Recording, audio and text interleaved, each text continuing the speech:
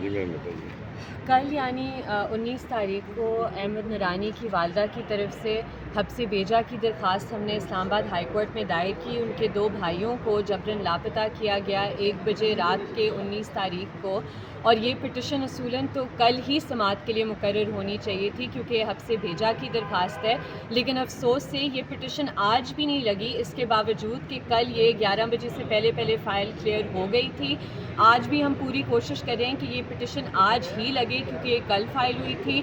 لیکن ابھی تک ہمیں اس پر کوئی جواب نہیں دیا جا رہا ہے۔ یہ بہت سیریس مسئلہ ہے کہ اسلام آباد ہائی کورٹ کو اس حد تک مینیج کر دیا گیا ہے کہ جو حبس بیجا کی درخواستیں ہیں، جہاں ISI یا MI پر الزام لگایا گیا ہو، ادھر یہ پٹیشنز لگتی ہی نہیں ہیں۔ اچھا یہ بتائیے گا کہ جن کو اغوا کیا گیا ہے، آپ ان کی طرف سے پٹیشن دائر کی ہے، ان کو کوئی پتہ چلا ہے کہاں پہ ہیں؟ کوئی آپ کو اس بارے سے کوئی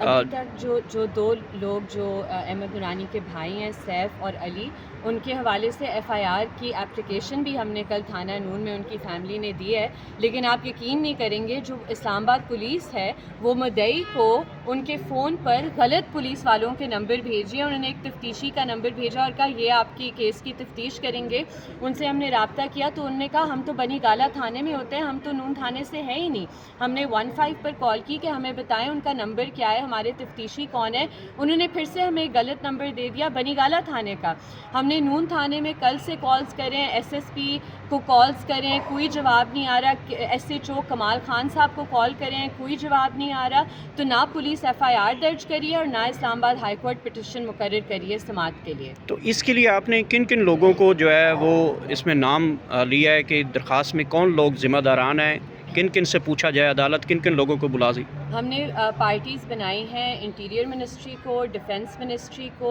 IG صاحب کو، IG اسلام آباد کو، اور تھانہ نون کے SHO کو، اور ہم نے بہت ڈائریکٹلی یہ بات کی ہے کہ احمد نورانی صاحب نے ایک سٹوری کی تھی چیف آف آرمی سٹاف پر، اور اس کے 1-2 دن بعد ان کے 2 بھائیوں کو جبراً لاپتہ کیا جاتا ہے۔ اس حد تک اسٹیٹ کی انوالومنٹ ہے کہ پرچہ نہیں درج ہو رہا، تو یہ بہت کلیئر چیز ہے کہ 2 انجینئرز جن کا کوئی تعلق نہیں ہے نورانی صاحب کی رپورٹنگ کے ساتھ، جو عام شہری ہے، انہیں صرف اس وجہ سے اغوا کیا گیا ہے کہ احمد نورانی صاحب اپنی رپورٹنگ بند کرتے ہیں۔ کیا سمجھتے ہیں کہ مریم نواز صاحبہ نے کہا تھا عمران خان کی دور حکومت میں کہ احمد نورانی اگر کوئی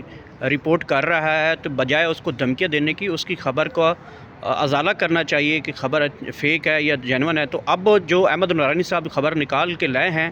وہ فیک ہے یا جینون ہے؟ دیکھیں ظاہری سی بات ہے، اگر احمد نورانی صاحب کی خبر پر کسی کو کوئی گلا شکوہ ہے، کوئی کمپلینٹ ہے، تو وہ جا کر کوئی کمپلینٹ اس کے خلاف درج کریں، FIR درج کریں۔ ان کے 2 بھائیوں کو تو نہیں اغوا آپ کر سکتے کہ ان کی سٹوری پر آپ کو ایشو ہے، اور اگر کچھ انکریکٹ ہے اسے ایڈریس کرنے کا ایشو ہے، آپ ایک سٹیٹمنٹ ایشو کریں، آپ اپنا موقف بیان کریں، لیکن یہ نہیں آپ کر سکتے کہ جی بادشاہ سلامت پر ایک رپورٹ ہوتی ہے اور بادشاہ سلامت کے حکم پر ان کے 2 بھائیوں کو جبراً لاپتہ کیا جاتا ہے۔ یہ ملک اس طرح نہیں چل سکتا۔ ٹویٹر پہ یہ بھی خبریں گردش کر رہی تھی کہ یہ جو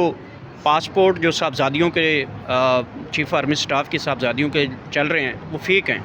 دیکھیں فیک ہے، ریئل ہے، اس پہ آپ نورانی صاحب سے ضرور آپ تفتیش کریں، ضرور آپ ان پر اگر کوئی کیس ہے تو بنائیں، لیکن یہ جو آپ کریں ہم نہیں اجازت دیں گے کہ ایک جبری گمشدگی کے کیس کو آپ ان کی صحافت پر ایک ٹرائل بنانے دیں، یہ نہیں ہوگا۔ ان کی صحافت سے جو اختلافات ہیں، جو گریونسز ہیں، انہیں اپنی جگہ ایڈریس کریں۔ ان کی فیملی کو یہ ناٹسی ایرا ٹیکٹکس استعمال کرتے ہوئے کلیکٹیو پنشمنٹ کا شکار نہیں بنایا جا سکتا۔ Thank you.